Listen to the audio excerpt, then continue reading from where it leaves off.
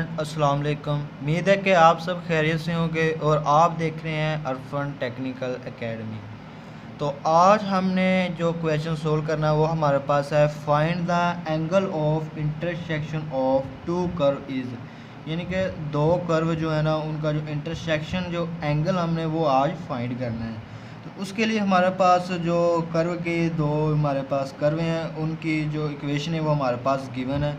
एक का हम नाम दे देते हैं इक्वेशन नंबर 1 का और दूसरी को हम नाम दे देते हैं इक्वेशन नंबर 2 का। तो इसी तरह आज जो हमने क्वेश्चन में एंगल फाइंड करना है दो कर्व का, तो उसमें जो फार्मूला यूज़ होना वो भी मैं आपको बता देता हूँ। वो फार्मूला हमारे पास होगा tan theta is equal to m1 minus m2 is over to 1 plus m1 और m2। तो ये फार्मूला यूज़ होना है। अब हमारे पास m की वैल्यू जो है यानी कि m1 की वो भी हमने फाइंड करनी है और m2 की जो वैल्यू है वो भी फाइंड करनी है। तो कैसे करनी है उसके लिए सबसे पहले ये जो हमारे पास दो इक्वेशन हैं वाइबल दो वैल्यू हैं, तो इसमें इन दोनों को यानी कि इक्वेशन नंबर 1 को और इक्वेशन नंबर 2 को आपस में क्या कर देंगे, इक्वल एक दूसरे के कर देंगे। तो उससे पहले क्वेश्चन सोल्व करने से अगर तो आप इस चैनल पर नए हैं तो इसको लाइक शेयर और सब्सक्राइब करें और साथ बेल आइकन के बटन को प्रेस करें साथ, ताकि हर नई आने वाली वीडियो का नोटिफिकेशन आपको आसानी से मिल सके। तो चले क्वेश्चन को हम स्टार्ट करते हैं। तो उसके लिए हम क्या करेंगे, ये जो इक्वेशन नंबर 1 है इसको इज़ इक्वल टू हम रख लेंगे इक्वेशन नंबर 2 के। तो उससे हमने एक वैल्यू यानी कि फाइंड कर लेनी है। अब हम क्या करेंगे, एक्स के लिए वैसे ही हमारे पास आ गया +1 is equal to x plus x minus 1 है, इसको हम जब नीचे ले जाएंगे तो ये प्लस का यानी कि x1 हो जाएगा। पावर फिर लिखें ना लिखें एक ही बात है। अब ये जो x है हमारे पास क्योंकि ऊपर माइनस का था तो नीचे आ गया, तो ये क्या हो गया हमारे पास मल्टीप्लाई हो गया। तो सेम इधर वैल्यू जो हमारे पास वैसी आ जाएगी एक्स स्क्वायर प्लस 1। अब इधर हम ले लेंगे एलसीएम, नीचे x हमारे पास एलसीएम आ जाएगा जिसके नीचे कुछ ना उसके नीचे 1 होता है। तो जब इस x को 1 से डिवाइड करेंगे तो हमारे पास x ही आ जाएगा और ऊपर वाले x से मल्टीप्लाई करवा देंगे तो एक्स स्क्वायर आ गया हमारे पास। फिर प्लस वैसे ही x से x कैंसिल हो गया तो ऊपर हमारे पास 1 है तो नीचे भी 1 बच गया, तो ये 1 आ गया। अब ये x इधर डिवाइड हो रहा है, इसको हम लेफ्ट हैंड साइड की तरफ ले जाएंगे तो ये मल्टीप्लाई हो जाएगा एक्स स्क्वायर प्लस 1 वाली वैल्यू से। तो इधर राइट हैंड साइड में हमारे पास वैल्यू एक्स स्क्वायर प्लस 1 बाकी रहेगी। अब इस x को जब एक्स स्क्वायर प्लस 1 से मल्टीप्लाई करवा देंगे तो एक्स स्क्वायर से मल्टीप्लाई करवाएंगे तो एक्स क्यूब हो जाएगा। इसी तरह प्लस वैसे ही x को जब 1 से मल्टीप्लाई करवाएंगे तो ये हमारे पास x आ जाएगा इज़ इक्वल टू वैसे ही। अब ये एक्स स्क्वायर प्लस 1 ये हमारे पास वैसे ही आ गया। अब हमने क्या करना है कि ये जो वैल्यू हैं चारों वैल्यू इनको एक ही तरफ यानी कि लिख लेना है। तो क्या करते हैं, ये एक्स क्यूब वैसे ही रहने देते हैं इधर प्लस एक्स, क्योंकि एक्स क्यूब बड़ी वैल्यू है। तो ये एक्स स्क्वायर इधर प्लस का है, जब लेफ्ट हैंड साइड की तरफ आएगा तो ये माइनस का एक्स स्क्वायर हो जाएगा। इसी तरह ये +1 जब लेफ्ट हैंड साइड की तरफ आएगा तो ये माइनस का 1 हो जाएगा इज़ इक्वल टू 0। तो अब हमने क्या करना है कि पॉइंट हमने फाइंड करने, तो उसके लिए हम क्या करेंगे, ये दो वैल्यू को अलहदा देखते हैं इनमें कॉमन क्या आ रहा है, और ये दो वैल्यू में से अलहदा देखते हैं इनमें से कॉमन क्या आ रहा है, और उससे हमने एक एक्स की वैल्यू हमने फाइंड करनी है। तो सबसे पहले तो हम इन दोनों में से देखते हैं कॉमन क्या आ रहा है। इनमें कॉमन हमारे पास x आ रहे हैं, तो x वैसे ही आ गया हमारे पास, क्योंकि x हमने कॉमन ले लिया तो ये x क्यूब है तो इधर हमारे पास बच गया एक्स स्क्वायर, ये प्लस वैसे ही x कॉमन लेने से ये x फिर 1 में चेंज हो गया, फिर माइनस वैसे ही। अब इन दोनों वैल्यू में से कॉमन कुछ नहीं आ रहा, जब कॉमन कुछ ना आ रहा हो तो 1 कॉमन होता है, तो ये एक्स स्क्वायर वैसे ही आ गया हमारे पास माइनस माइनस प्लस 1। तो इसी तरह ये हमारी तहज़ीब भी बिल्कुल ठीक है। तो अब क्या करते हैं, एक्स स्क्वायर प्लस 1 को मज़ीद कॉमन ले लें या ये कह लें एक दफ़ा इसको हमने लिख लिया, तो फिर ये x और ये -1, तो ये हमारे पास यानी कि दो वैल्यू आ गई। तो अब इन दोनों वैल्यू को 0 के इक्वल हम लिख लेंगे।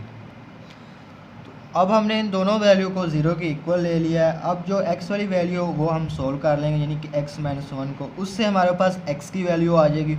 उस x की वैल्यू से हम y की वैल्यू फाइंड कर लेंगे और उससे हमने स्लोप यानी कि m1 फाइंड करना है और m2 फाइंड करना है, तो फिर हम फार्मूले में वैल्यू पुट कर देंगे। लेकिन x square plus 1 is equal to जो 0 का है वो हमारे पास जो वैल्यू है वो है इमेजिनरी वैल्यू है। इसी तरह अब हमने इससे एक्स की वैल्यू फाइंड करनी है, तो ये एक्स माइनस का 1 है, तो जब दूसरी तरफ जाएगा तो ये प्लस का 1 हो जाएगा। ये हमारे पास एक्स की वैल्यू यानी कि आ गई है। क्योंकि हमने जब भी स्लोप फाइंड करते हैं तो हमारे पास एक तो पॉइंट होने चाहिए, ठीक है, तो उससे हम यानी कि स्लोप की वैल्यू फाइंड कर लेते हैं। वो जो 2 पॉइंट हमारे पास होते हैं एक्स और वाई वाली जो वैल्यू होती है। इसी तरह अब हमने एक्स की वैल्यू फाइंड कर लिया, वाई की वैल्यू फाइंड करेंगे। तो क्या करेंगे, ये जो एक्स की वैल्यू फाइंड की इसको पुट कर देंगे हम इक्वेशन 1 में। तो इक्वेशन 1 में हमने पुट कर देंगे तो y इज़ इक्वल टू हमारे पास हो जाएगा 1 का स्क्वायर फिर प्लस 1। तो 1 का स्क्वायर 1 नहीं होता है, 1 + 1 2। ये हमारे पास y की वैल्यू भी आ गई है, वो क्या है 2 है। तो इसी तरह अब हमने यानी कि जो स्लोप है वो फाइंड करनी है m1 भी और m2 भी। तो उसके लिए हम क्या करेंगे कि ये जो फर्स्ट क्वेश्चन है हमारे पास, इसमें y वाली वैल्यू का हम डेरिवेशन ले लेंगे यानी कि dy/dx, और डायरेक्ट मैं डेरिवेशन ले रहा हूँ तो ये हमारे पास आ जाएगा 2x। तो इसी तरह अब x की जगह पे जो x की वैल्यू हमारे पास हमने फाइंड की है वो पुट करवा देंगे, तो वो हमारे पास है 1, तो ये हमारे पास आ गया 2। तो एक जो हमारे पास यानी कि डेरिवेशन जो होता है वो इज़ इक्वल टू होता है स्लोप के, स्लोप इज़ इक्वल टू होती है m के, तो m1 हमारे पास आ गया है 2।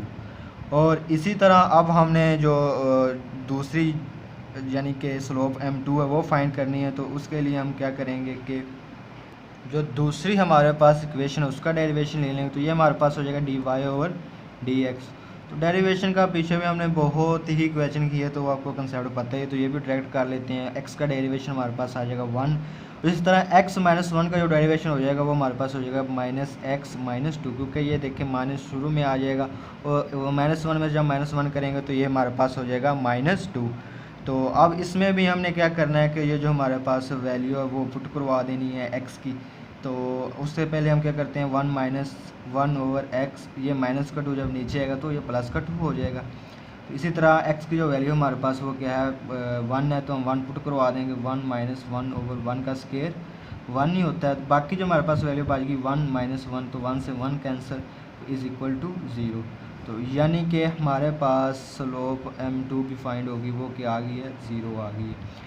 तो अब हमने जो एंगल है वो फाइंड करना है। m1 की वैल्यू भी हमने फाइंड कर ली, m2 की भी वैल्यू फाइंड करी। एंगल फाइंड करने के लिए हम इस फार्मूले में वैल्यू पुट करवा देंगे।